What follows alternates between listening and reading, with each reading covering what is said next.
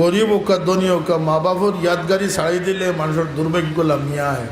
বরং আল্লাহ নবী ফরমাইছেন, যে তার মা বাপরে ইয়াদও রাখে, ই মানুষের হায়াত এবং রিজকের মাঝে আল্লাহ বরকত দান করে।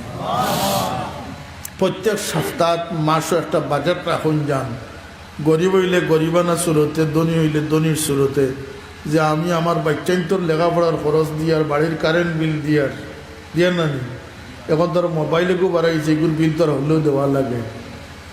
বেটির মোট দেওয়া না দেওয়া, মোবাইলের বিল তো দেওয়া লাগে হলে, হ্যাঁ। কিন্তু নিজের মা বলেই কিতাবর নাই। এর লাগে প্রত্যেক সপ্তাহান্তে হোক আর মাস ফুরিয়া আনলে হোক, আপনার একটা ছোটো হোক আর বড় হোক একটা বাজেট থাকতো, যে আমার মাই বাবার লাগে সব রেশানি তো গুণে করছি। তা সব রেশানি হইতে মহফিল যে করা লাগবে এগুলা কিচ্ছু নাই। আপনার এক আত্মীয় বেমার পড়ছেন, তাহলে তোরা সাহায্য করাও লাগে। নিয়ত করিলে দিলাম 1000 টাকা আমার মাই বাবার সব রেশানি উঠিয়ে দিলে।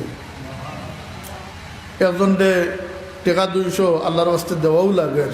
নিয়ত করিলে যে মাই বাবার রুটি দিলাম, সব ওই জীবন নয়তো নয়, ওই জীবন